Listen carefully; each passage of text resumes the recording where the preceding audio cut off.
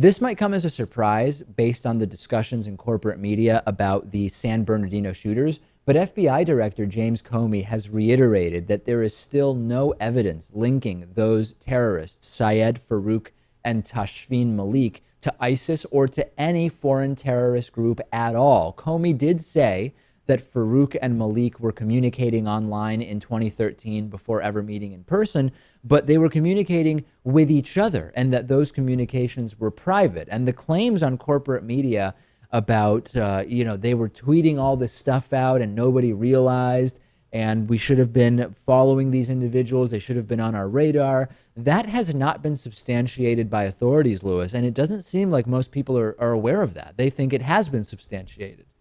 Yeah, it's not, that's not the case. There is no connection. But to me, it's also not really relevant. I put all of, radical Islam in the same category, whether or not you swear allegiance to ISIS or operate under their name. To me, that it just doesn't really matter. Well, you're taking a sort of pragmatic approach to it, but with regards to how these news headlines are used to fearmonger, it does matter to a lot of people. So I totally get you're saying for you, it doesn't change the reality, but in terms of the impact of the reporting, it has a huge impact.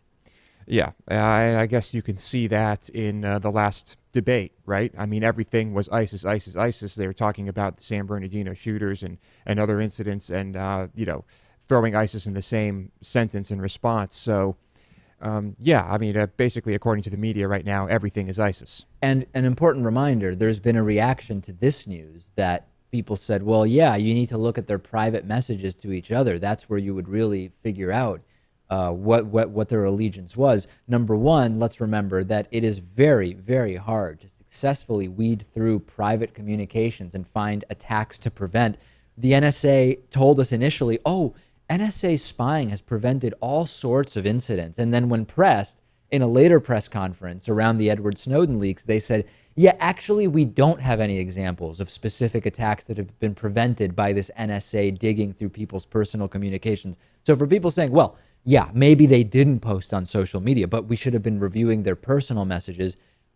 Okay, fine. Now, after the fact, we know we may have been well served to review their personal messages. But as a forward-looking thing, we know that that's not a very effective tactic. Yeah, it seems like in this case, the thing that might have prevented this attack would have been if their neighbor was not afraid to say there are some Muslims doing shady stuff that live next to me. And that is, the way Lewis says it is exactly the way, it's exactly the reason why the neighbor didn't come forward, which is they didn't want to be that person who says, listen, there's Muslims next door and they're acting really sketchy, but I'm not Islamophobic or whatever, right? I mean, this sort of idea of phobia of being accused of Islamophobia. And that's a topic that we've discussed and addressed, but Muslim faith aside, you're absolutely right from a factual standpoint that there was a neighbor who noticed some unusual things going on and did not say anything. And you know what? Don't just do it if they have dark skin. If you think something shady is happening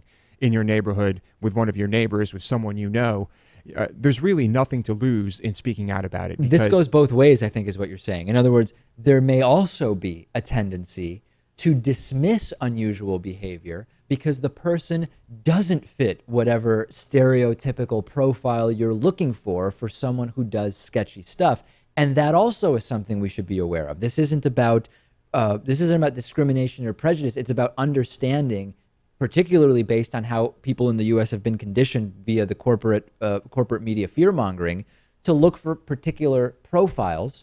And to some extent, a 65-year-old grandmother who's been in the neighborhood for 40 years, probably not going to be the right person to focus on too much. But once you get rid of some sort of obvious exclusions, we need to not fall prey to any type of stereotype and really just apply common sense to actions. And when you talk about Israeli airport security, they focus heavily on action and behavior. And that's what I wish more people did.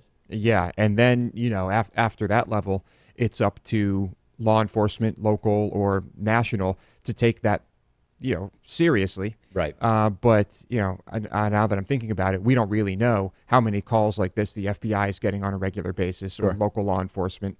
So yeah, it's hard to say. So to sum up, reminder, still no evidence linking the San Bernardino shooters to ISIS in any kind of way that shows communication, coordination, support, or anything like that. Maybe at some point we will get that confirmation. For now, we have no evidence of that whatsoever. So let's take a break. I'm on Twitter at @dpakman. Lewis is on Twitter at @LewisMotamedy.